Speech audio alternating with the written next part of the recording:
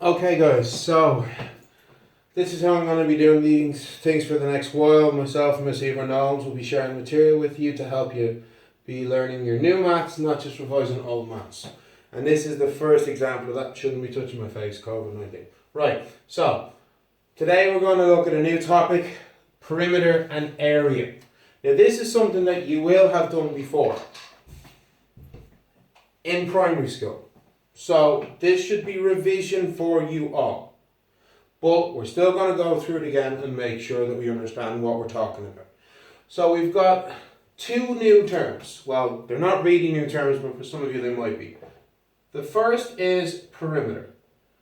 Now the perimeter is the length of the edge of a shape.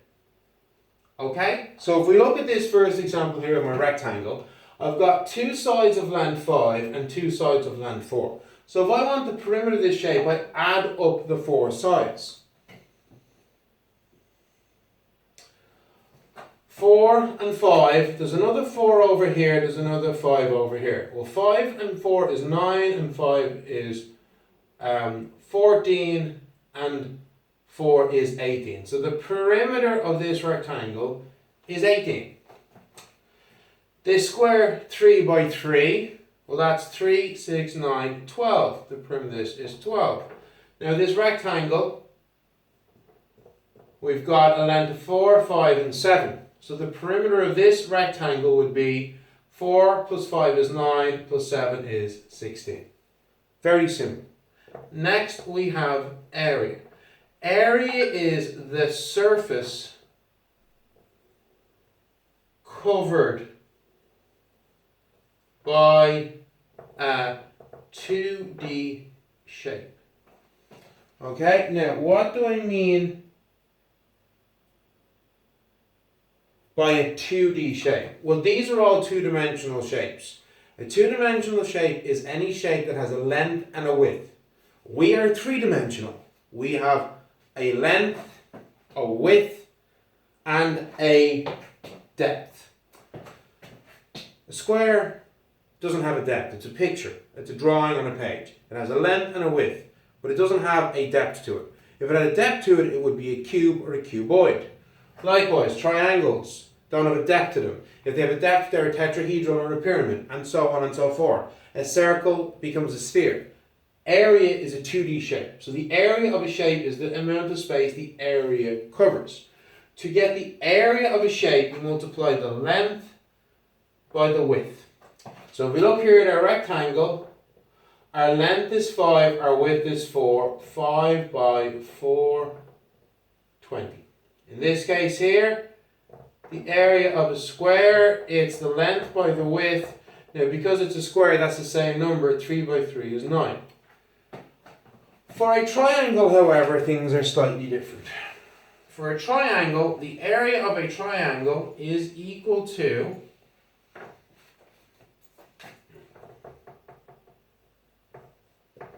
half the length of the base times the perpendicular height. Now this upside down capital T is the symbol in maths for perpendicular. I'll be using it all the time. You have to learn your mathematical symbols, as I've said in class many times. What do you mean by perpendicular height? We mean it meets at a 90-degree angle, this perfect corner here. So if we look at this triangle, the base is 7.